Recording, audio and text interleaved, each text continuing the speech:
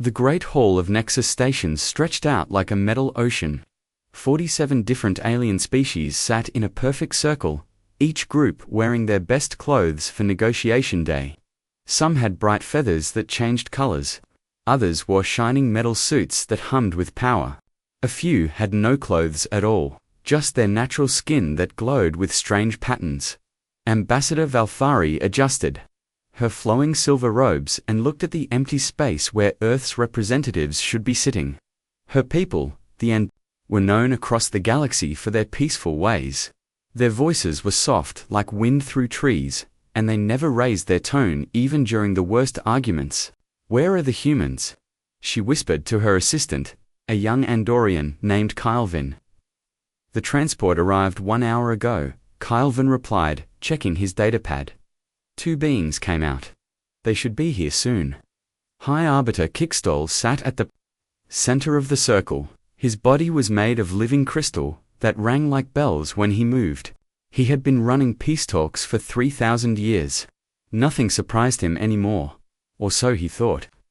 "Brothers and sisters of the galaxy," Kickstall's voice echoed through the hall like music. "Today we gather to solve the problem of the Kepler Nebula. 3 great peoples claim the same space. 3 great peoples want the same resources. We need Earth to help us find peace."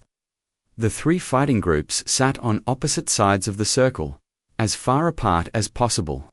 Commander Zephyros represented the hegemony. He was 8 feet tall, with 4 arms, and skin like black stone. His people were warriors who had never lost a battle in 500 years. Across from him sat Matriarch Salandra, of the Botanical Union. Her body was part plant, part animal. Green vines grew from her shoulders like hair, and flowers bloomed. Along her arms, her people lived on garden worlds and spoke to plants like old friends. The 3rd group was the strangest. Hive Speaker Creech looked like a giant ant walking on 2 legs.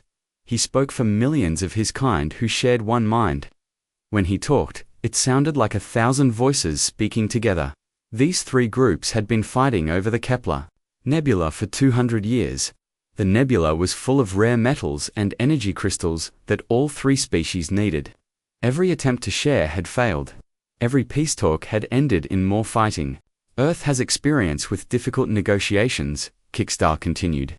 "Their species has solved many wars on their home world. They know how to make enemies into friends." Valtheri nodded. She had studied human history. These creatures had once fought each other constantly, then learned to work together. They had united their whole planet under one government in less than a century. If anyone could solve the Kepler problem, it would be them. The great doors of the hall opened with a deep mechanical sound. 2 figures walked in. Every conversation in the hall stopped. The humans were smaller than most species in the room, but something about them made everyone stare. They wore identical black coverings over their bodies, tight-fitting garments that looked like armor but moved like skin. Their feet were covered in shiny black material that clicked on the metal floor. With each step, both humans carried small rectangular cases at their sides. The cases were made from some kind of animal hide, polished until it gleamed like oil. When they walked, they moved at exactly the same speed, taking exactly the same size steps. "By the void," whispered Commander Zephyros. His forehands moved to where his weapons would be, if he had brought any. "What are those creatures?" The humans' faces showed no emotion. Their eyes moved across the room like scanners, taking in every detail. They did not bow to the High Arbiter. They did not greet the other ambassadors. They simply walked to the empty Earth section and sat down. One human was older, with gray streaks in his black hair. The other was younger, but had the same hard look. In her eyes, both had pale skin and dark eyes that seemed to see everything. "Those are not diplomats," hissed Matriarch Salandra. Her vines had started to curl up in fear. "Look at how they move. Look at their clothes.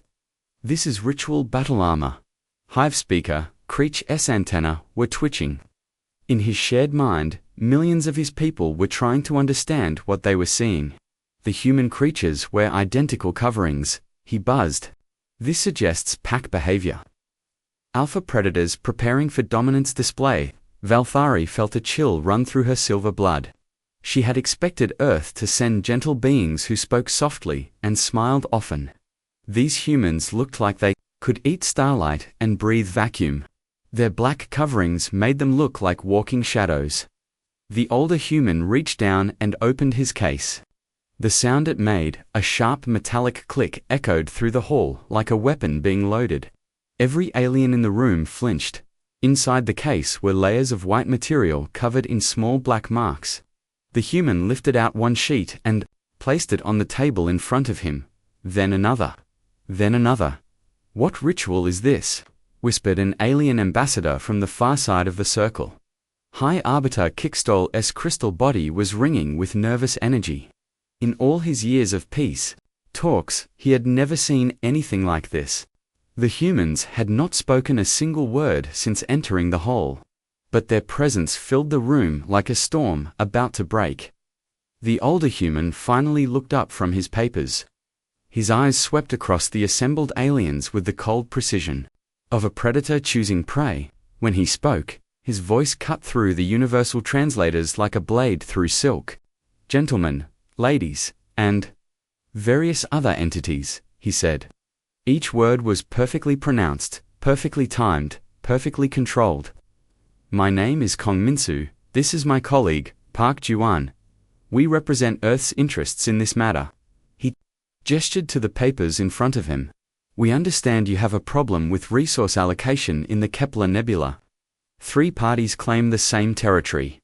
200 years of conflict. Millions of deaths. Billions of credits in lost trade."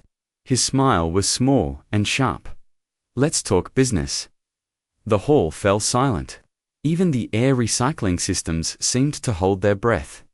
Ambassador Valthari realized with growing horror that Earth had not sent negotiators at all.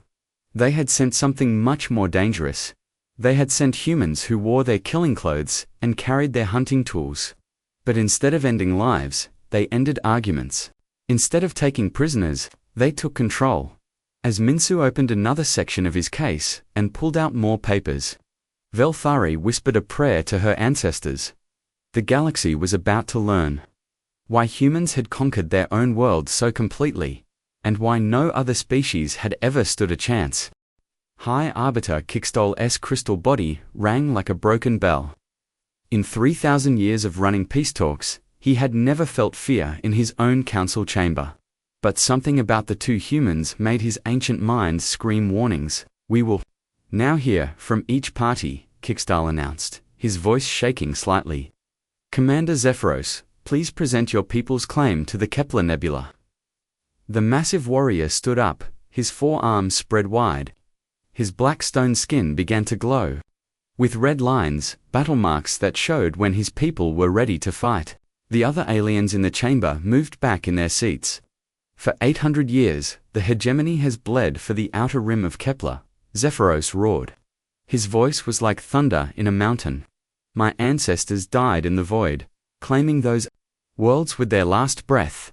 Their bones float in space around every planet. The nebula belongs to the hegemony by right of conquest." He slammed all 4 fists on the metal table in front of him. The sound echoed through the hall like gunshots. Several smaller aliens jumped in fear. "We have battle records. We have death songs. We have the sacred scars of our warriors carved into the asteroid fields." Zephyros pulled out a glowing data crystal. "Here is 8 centuries of blood and honor. Can any other species make such a claim?" The other alien ambassadors nodded respectfully. This was how negotiations always started, with grand speeches about honor, history, and ancient rites. Some species would talk for days about their ancestors before getting to the actual problem. The 2 humans did not move. They sat like statues in their black suits, occasionally making small marks on their white papers. They did not seem impressed by the warrior's display. Park Ji-wan, the younger human, looked up from her papers for exactly 3 seconds. She wrote down a single line, then went back to reading. Commander Zephyros stopped mid-sentence, confused by her lack of reaction. "Continue," said Kong Minsu, without looking up from his own papers. His voice was flat, like he was ordering food instead of listening to a declaration of war. Matriarch Salandra rose next. As she stood, flowers bloomed along her vine hair, filling the air with sweet smells. Her people believed that beautiful scents helped peaceful thinking. The Botanical Union speaks for the living worlds of Kepler's inner systems, she said. Her voice was like wind through garden leaves. We do not claim through violence, but through growth. Our seeds have taken root in Kepler's soil for 1200 years. Vines began growing from the floor around her speaking platform, reaching toward the ceiling like green fingers. Each vine carried different colored flowers, red for love, blue for peace, yellow for wisdom. Plants do not lie, Salandra continued. They cannot make false claims. Where our seeds grow, that soil accepts us as family. The inner worlds of Kepler have welcomed our children for 40 generations. Can metal and stone make such claims? Of acceptance, she gestured to her growing vines.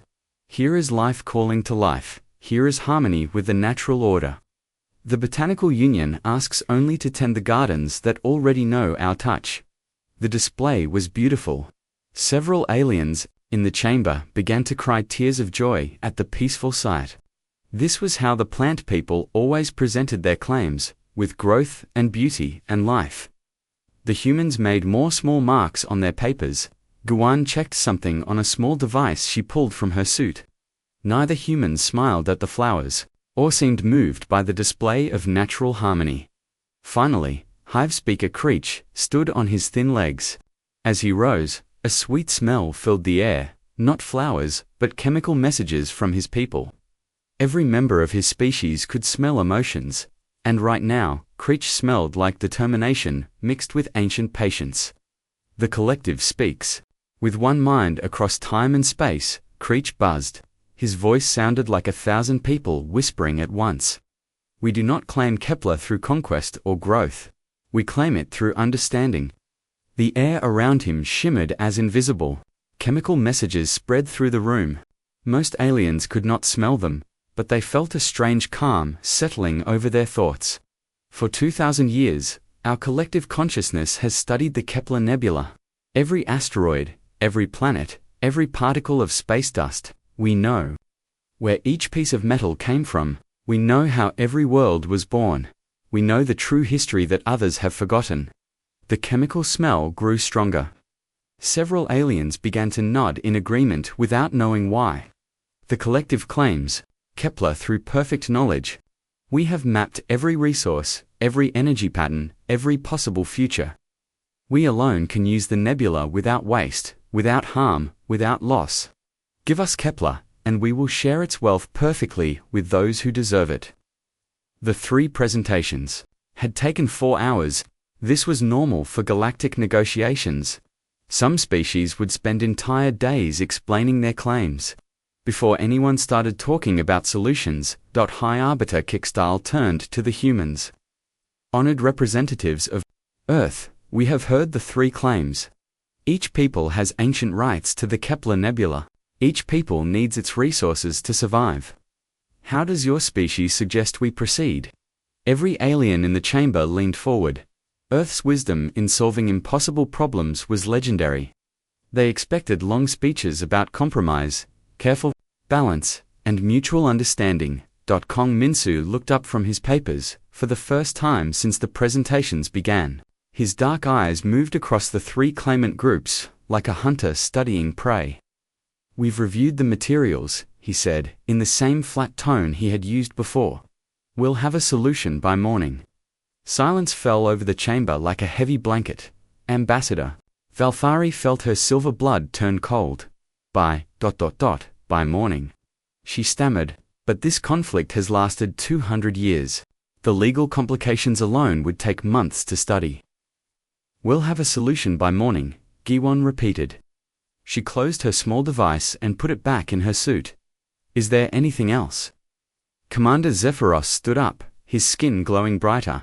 With anger, you dare to claim you can solve in one night what the greatest minds of the galaxy have failed to solve in 2 centuries. Yes, said Minsu.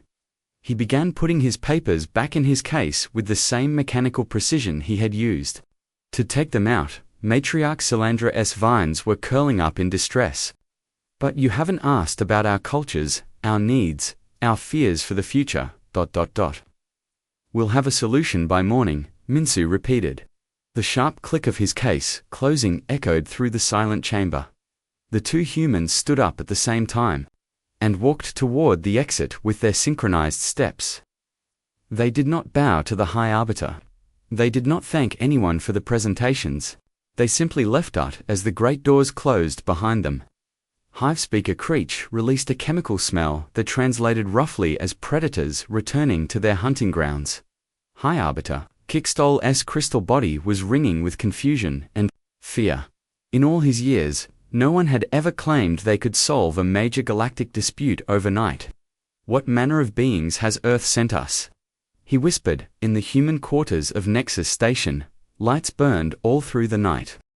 The Great Hall was silent as death when the humans returned the next morning. Every alien ambassador sat frozen in their seats, afraid to make noise. The air itself felt heavy with waiting. Kong Minsu and Park Gigwon walked to their places with the same machine-like steps as before, but now they carried different cases, larger ones that looked even more dangerous. The black leather gleamed under the station's lights like wet scales. Behind them walked two more humans. Ambassador Valthari gripped her chair arms so hard, her knuckles turned white. More of them, she whispered to her assistant. They're bringing more. The new humans wore the same black suits, the same shiny shoes, the same empty expressions. One was a female with short dark hair, who moved like a hunting cat. The other was an older male who carried himself like he owned the entire station. Honored arbiters, Minsu said, as he opened his larger case, we present our solution to the Kepler Nebula dispute. He pulled out a thick stack of papers. Not the thin sheets from yesterday, but heavy documents bound together with metal rings. The stack was as thick as a grown alien's fist. Yesterday, the three claimant parties presented their positions, Minsu continued.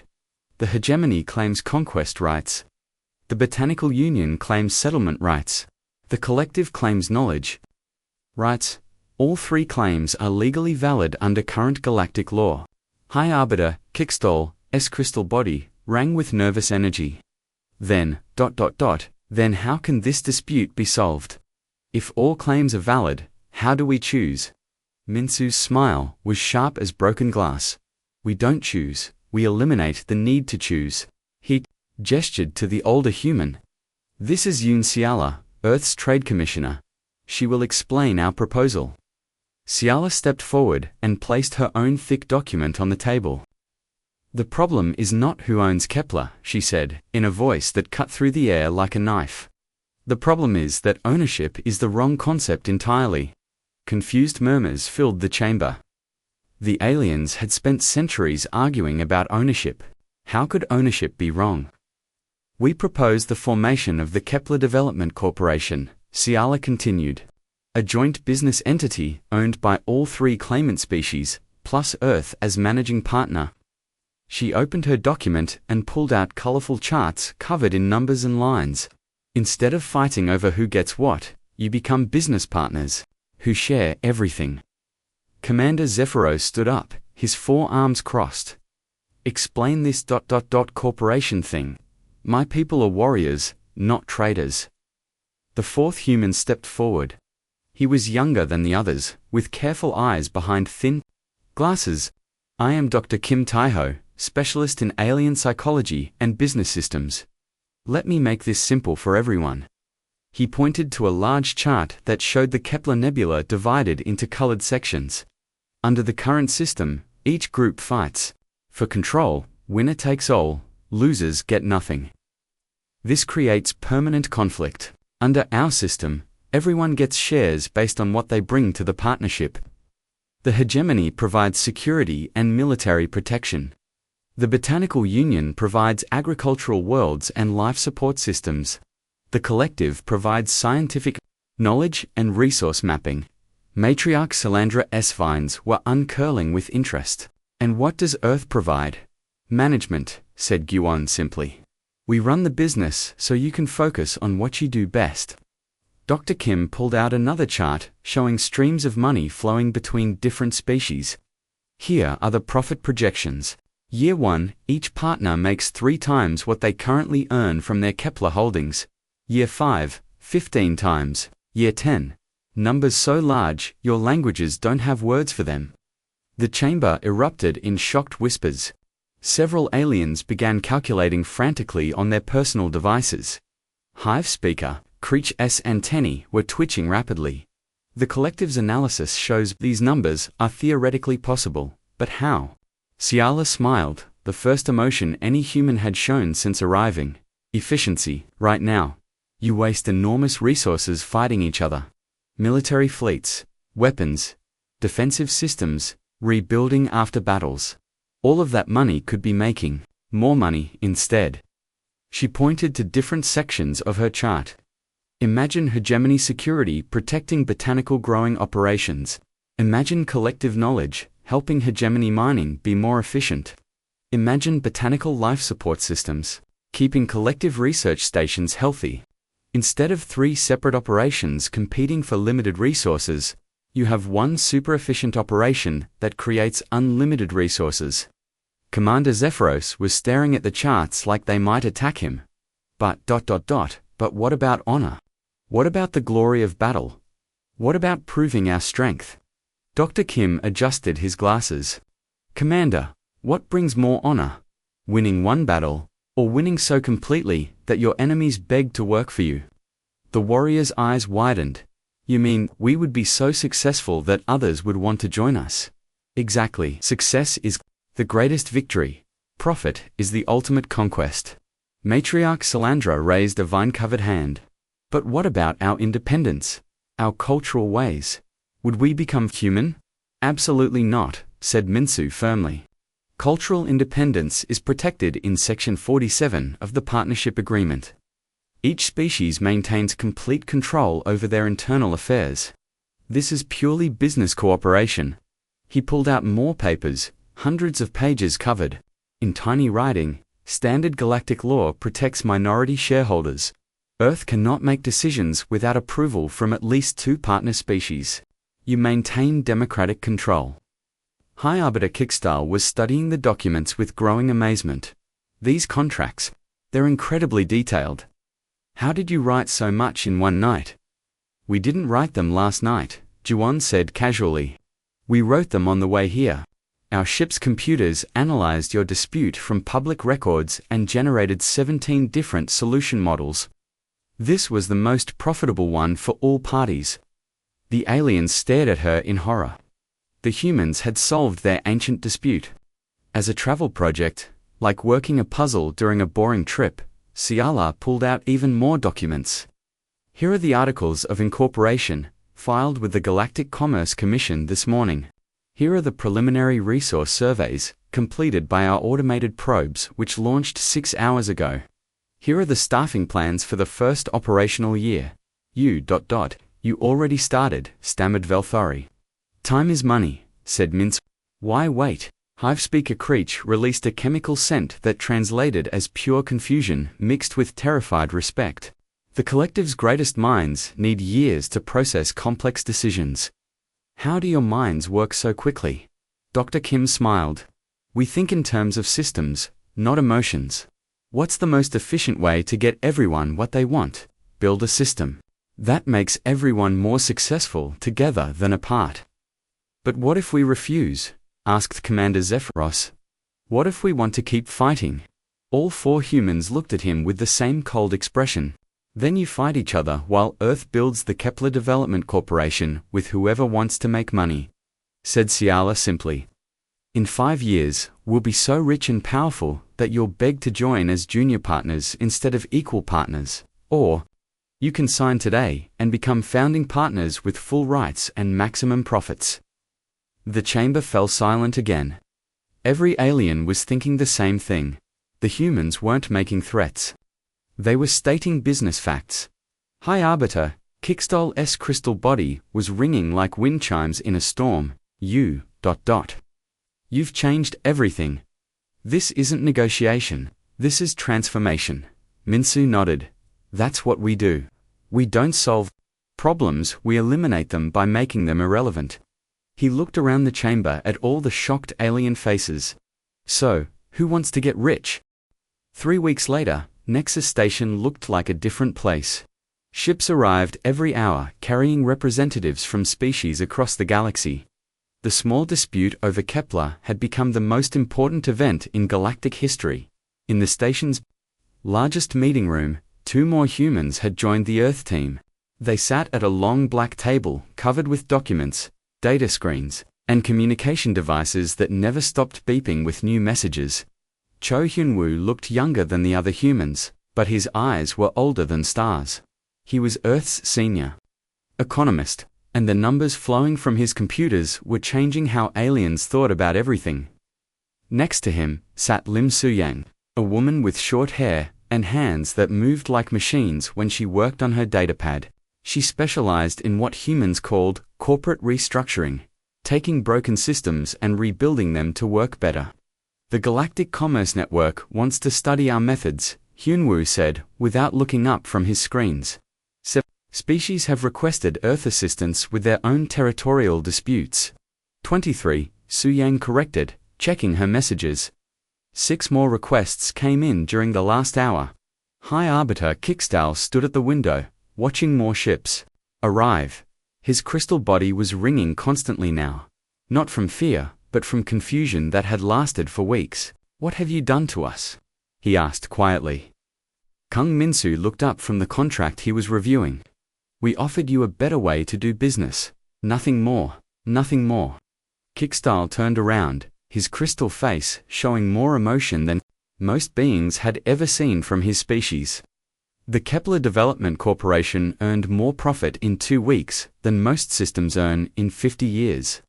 The 3 fighting species are now working together like they were always friends. "And you call this nothing more?" Giwon smiled the second time any human had shown emotion since arriving. "Wait until you see next month's numbers." The great doors opened, and Ambassador Valthari entered with a group of beings that made everyone in the room sit up straighter. These were the Council of Ancients, representatives of the galaxy's oldest and most powerful species. Leading them was High Inquisitor Morgith, a creature so old that his species had forgotten what they originally looked like. His body was a mixture of metal, crystal, and something that might have been alive once. When he spoke, reality itself seemed to listen. "We demand answers," Morgith said in a voice like breaking mountains. "What is Earth's true purpose here?" Dr. Kim looked up from his psychological reports. "Our purpose is to help species solve their problems more efficiently." "Efficiency," repeated another ancient, a being of pure energy that spoke through controlled lightning. "You speak of efficiency while reshaping the fundamental order of galactic civilization." "The fundamental order was inefficient," said Soo-yang simply. "We fixed it." The ancients moved closer to the human table. Their combined presence made the air heavy with power that had ruled the galaxy for millions of years. Most species would have bowed in terror. The humans kept working on their computers. "For 60 million years," Morgith continued, "galactic civilization has been built on controlled conflict. Strong species rule, weak species serve. Wars maintain balance. Resources are distributed through conquest and negotiation. Your system has eliminated war by making it unprofitable. You have made conquest irrelevant by making cooperation more valuable. You have destroyed the natural order." Hyun-woo finally looked up from his screens. "The natural order was wasteful. You were losing approximately 87% of potential productivity to unnecessary conflicts. The energy being flared brighter. Conflict drives evolution. Competition creates strength. Without war, species become weak and soft." "Competition still exists," Soo-yang said, pulling up new charts on the room's main screen. "But now, species compete to be better business partners instead of better killers. The weak ones improve or get bought out. The strong ones become team leaders instead of dictators." A third ancient stepped forward, a creature that looked like a walking tree made of metal and jewels. "And what happens when your business system fails? What happens when cooperation breaks down?" It can't, said Mintsu, because everyone makes more money by staying in than by leaving. The system maintains itself. Impossible, Morgith growled. Every system has weaknesses. Every partnership eventually fails. Giwon pulled out a thick manual and dropped it on the table with a heavy thud. Section 2047 covers dissolution procedures. Section 2090 covers dispute resolution. Section 2100 covers hostile takeover protection. We've planned for every possible failure mode and built-in automatic fixes. The system is self-repairing. The room fell silent except for the constant beeping of the human communication devices. Finally, a voice spoke from the back of the room. It was Commander Zephyros, who had been standing quietly near the door. "Hi, Inquisitor," the warrior said, his voice much calmer than usual. 3 weeks ago, my people were preparing for a war that would have killed millions of my soldiers. Today, my military fleets escort botanical seed ships and protect collective research stations. My warriors are still warriors. But now they fight pirates and asteroids instead of other warriors. They protect trade routes instead of destroying them. And they earn more honor in 1 month of protecting than in years of killing. Matriarch Salandra entered the room, her vines heavy with fruit. My people have grown more food in 3 weeks than in the previous 3 years. The collective's knowledge helps our plants grow in places we thought were impossible. Hegemony protection lets us expand to dangerous systems we could never reach alone. We are still ourselves. We still tend our gardens and speak to our plants. But now, our gardens feed the galaxy instead of just our own worlds. Hive Speaker Creech appeared in the doorway, his chemical sense calm and content. The collective's analysis confirms optimal resource utilization. All parties achieve maximum benefit through cooperation. Previous system was ... illogical. Morgith stared at the 3 species who had been enemies for centuries. You are telling us that you prefer this business arrangement ... to your ancient ways. We prefer success to failure, said Zephyros simply. We prefer wealth to poverty. We prefer building to destroying. And these humans showed us how to have all 3. The energy ancient flared again. But at what cost? What do the humans gain from this arrangement? All eyes turned to the human table. Mintsu looked up from his work and shrugged. We gain successful business partners. Successful partners make us more successful. But what do you really want? Morgith demanded. What is your species' ultimate goal? The humans looked at each other for a moment, the first time anyone had seen them communicate without words. Then Suyang smiled. The same sharp smile they all seemed to share. We want you to succeed. All of you, everywhere, all the time. Because when you succeed, we succeed. When you make money, we make money. When you grow stronger, we grow stronger. She gestured to the data flowing across her screens, profit reports, expansion plans, trade agreements, and partnership requests from across the galaxy. We're not trying to rule you, we're trying to hire you. The silence that followed was deeper than the void between stars. Finally, High Arbiter Kickstal spoke in a voice like breaking bells. By the ancient laws, you've conquered us without conquest. You've ruled us without ruling. You've made us your willing servants by making us your successful partners. Mintsu nodded. Now you're starting to understand. 6 months later, the galaxy was unrecognizable. Where once there had been the Galactic Council Chamber, now stood the headquarters of Galactic Industries Unlimited. The old circular table where diplomats had argued for thousands of years was replaced by rows of workstations where beings from 47 species worked together on profit reports and expansion plans. High Arbiter Kickstal, now called Chief Operating Officer Kickstal, stood before a massive wall screen showing trade routes that stretched across the entire galaxy. Green lines represented successful partnerships. Blue dots showed profitable operations. Red numbers displayed earnings that grew larger every day. The quarterly reports are in, he announced to the room full of beings who had once been ambassadors, and were now department heads. Total galactic productivity is up 412% from this time last year. Cheers filled the room, not the careful diplomatic applause of the old days, but real excitement from beings who were watching their peoples become richer and happier than ever before. At the center of it all, 2 more humans had joined the Earth team.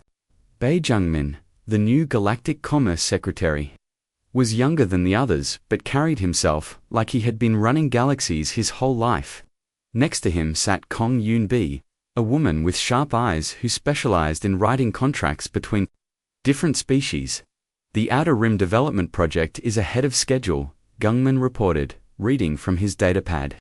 The Andromedans want to join as junior partners.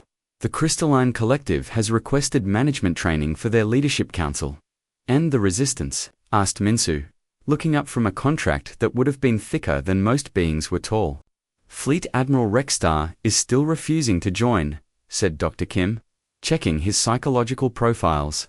His people, the Void Hunters, insist that conquest through business is not real conquest. Yoonbi smiled. The humans had been smiling more lately, which somehow made them even more frightening. Schedule a meeting with the Admiral. I'll explain the profit-sharing structure to him. He won't listen, said Commander Zephyros, who now wore a business suit identical to the humans, except his was sized for someone with 4 arms. Rexstar believes that warriors should take what they want, not earn it. Then he'll learn the same lesson everyone else learned, said Suyang, pulling up financial reports on her screen. You can't fight math. The great doors opened, and Fleet Admiral Rexstar entered with a squad of his Void Hunter warriors. They were tall, thin beings with silver skin and eyes like black holes. Their reputation for violence was legendary. They had conquered 12 systems in the past century and never lost a single battle. The Admiral himself was 9 feet tall with scars covering his arms like medals. He had personally killed the leaders of 6 different species and worn their bones as jewelry. When he walked, the floor trembled under his metal boots. I come to speak with the creatures who think they can buy what warriors take, by right, Rex declared, his voice like breaking steel. Every being in the room, except the humans, stepped back. Even after months of working together, the sight of an angry Void Hunter still triggered ancient survival instincts. The humans continued typing on their computers. Fleet Admiral Minsu said without looking up, "Thank you for coming. Please have a seat. I do not sit with merchants." Rexstar slammed his fist on the nearest desk. "I stand with warriors." "That's fine," said Giwon. "Standing makes this easier to explain anyway." She gestured to the wall screen, which now showed a map of Rexstar's territory. 12 conquered systems glowed red against the black of space. Your current holdings generate approximately 2 billion credits per year in raw resource extraction, Giwon continued.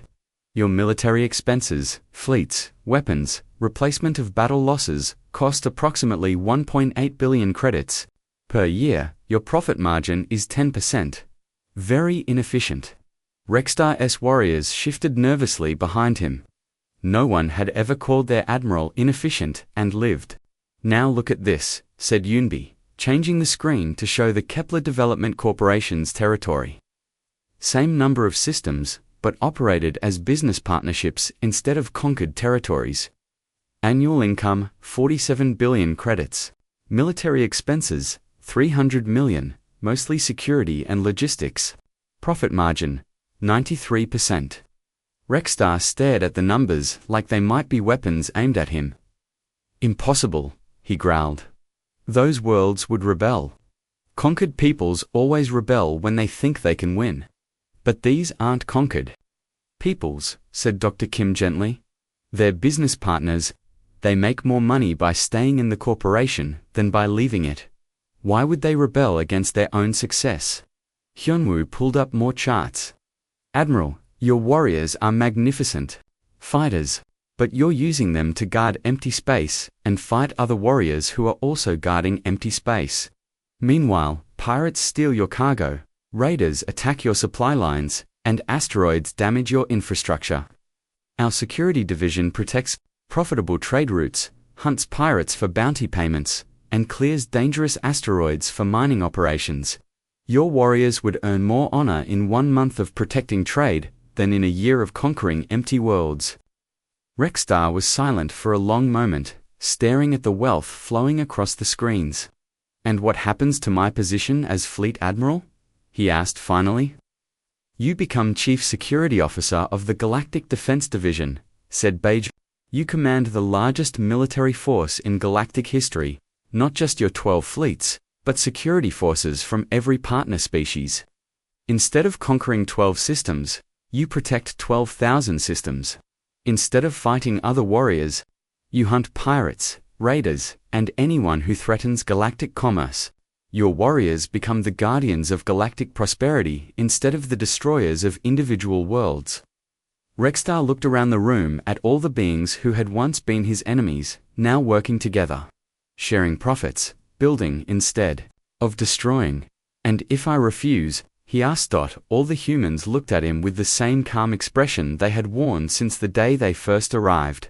"Then you stay in your 12 systems, making your 10% profit, while the rest of the galaxy becomes rich beyond imagination," said Minsu, simply. "In 5 years, when your warriors see how much money security officers make compared to conquerors, they'll leave your fleets to join ours. In 10 years, you'll be ruling 12 empty systems while we manage 12,000 profitable ones.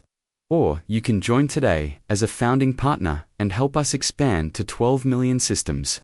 Rexstar was quiet for a very long time. His warriors watched him with the same confusion that had filled the galaxy for months. How do you fight an enemy who wants to make you rich?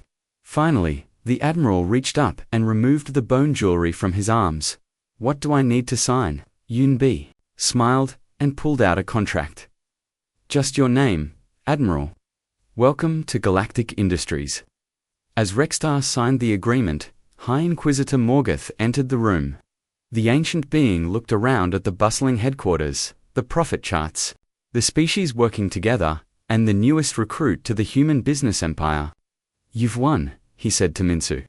"You've conquered the galaxy without firing a shot, without taking a prisoner, without claiming a single world." "We haven't conquered anything," Minsu replied, finally looking up from his work. "We've hired everyone." "What's the difference?" Park Ji-won answered while reviewing the latest expansion proposals. "Conquered people want to escape. Employees want promotions." Morgoth stared at her for a moment, then began to laugh, a sound like mountain singing. "You didn't come to negotiate with us at all, did you?" "No," admitted Dr. Kim with a small smile. "We came to recruit you." The galaxy spent millions of years preparing for invasion by warriors, conquest by technology, or rule by superior firepower, added Su Yang. "You never prepared for conquest by accountants." High Arbiter, Kickstall, Chief Operating Officer. Kickstall looked out the window at the stream of ships bringing new partnership requests from across the galaxy. "What happens next?" he asked. Kong Minsu stood up and straightened his tie, the same perfect tie he had worn to that first meeting 6 months ago. "Next, we expand to other galaxies," he said simply. "The Andromeda Galaxy has some very interesting business opportunities. After all," he added with the sharp smile that had terrified diplomats across known space, "the universe is a very large market." Outside the headquarters, ships from 1,000 worlds carried cargo instead of weapons, flew trade routes instead of attack patterns, and transported business people instead of soldiers. The galaxy had learned what Earth knew all along: the most successful conquest was the one where nobody realized they had been conquered at all. They had just been hired.